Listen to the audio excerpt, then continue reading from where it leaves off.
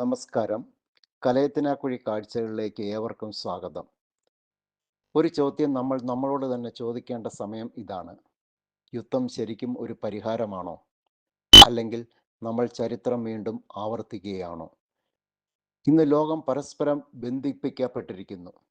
ഒരു രാജ്യത്തിലെ യുദ്ധം മറ്റൊരു രാജ്യത്തിൻ്റെ സമ്പദ് വ്യവസ്ഥയെ ബാധിക്കുന്നു. റഷ്യ ഉക്രൈൻ യുദ്ധം ലോകമെമ്പാടുമുള്ള ഇന്ധനവിലയും ഭക്ഷ്യവിലയും ഉയർത്തി.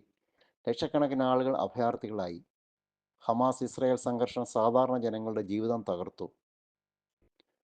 ഇപ്പോൾ നടക്കുന്ന ഇസ്രായേൽ ഇറാൻ സംഘർഷം ഗൾഫ് മേഖല മൊത്തം വ്യാപിച്ചു. എത്രയോ പിഞ്ചു കുഞ്ഞുങ്ങൾ മരണത്തിന് കീഴടങ്ങി. യഥാർത്ഥത്തിൽ ഏറ്റവും കൂടുതൽ നഷ്ടം അനുഭവിക്കുന്നത് ആരാണ്? രാജ്യതന്ത്ര നേതാക്കളല്ല, ശക്തനായ നേതാക്കളല്ല, മറിച്ചോ സാധാരണ ജനങ്ങൾ, കുട്ടികൾ, സ്ത്രീകൾ, കുടുംബങ്ങൾ. ഇന്നത്തെ യുദ്ധം പഴയ കാലത്തേതല്ല. ആണവായുധങ്ങൾ, സൈബർ ആക്രമണങ്ങൾ, ഡ്രോണുകൾ, മിസൈലുകൾ, ആർട്ടിഫിഷ്യൽ ഇൻ്റലിജൻസ് നിയന്ത്രിക്കുന്ന ആയുധങ്ങൾ. ഒരു തെറ്റായ തീരുമാനം ലോകത്തെ അപകടത്തിലാക്കാം. ഇന്ന് ഒരു രാജ്യത്തിൻ്റെ യുദ്ധം ലോകത്തിൻ്റെ സാമ്പത്തിക വ്യവസ്ഥയെ തകർക്കാം, പരിസ്ഥിതിയെ നശിപ്പിക്കാം, മനുഷ്യരുടെ മനസ്സിൽ ഭയം ജനിപ്പിക്കാം. ചരിത്രം നമ്മെ പഠിപ്പിച്ച രണ്ട് ലോകമഹായുദ്ധങ്ങൾ ആണ്.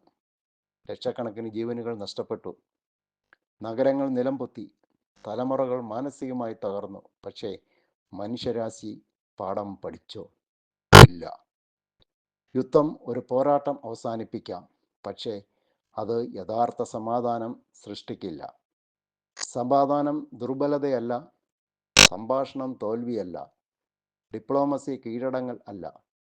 ലോകസമാധാനത്തിനായി രൂപീകരിച്ച സംഘടനയായ യുണൈറ്റഡ് നേഷൻസ് പോലെയുള്ള സംവിധാനങ്ങൾ എന്തിനാണ് ഉണ്ടായത്?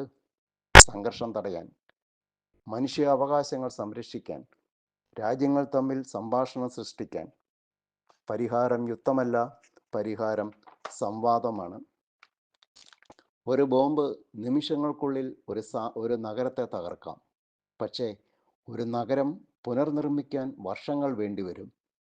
യുദ്ധം വീടുകളെ മണ്ണാക്കി മാറ്റുന്നു, സ്വപ്നങ്ങളെ പേടിയായി മാറ്റുന്നു, കുട്ടികളെ അഭയാർത്ഥികളാക്കുന്നു.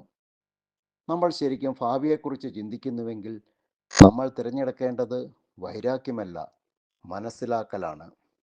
ആക്രമണം അല്ല, സംഭാഷണം.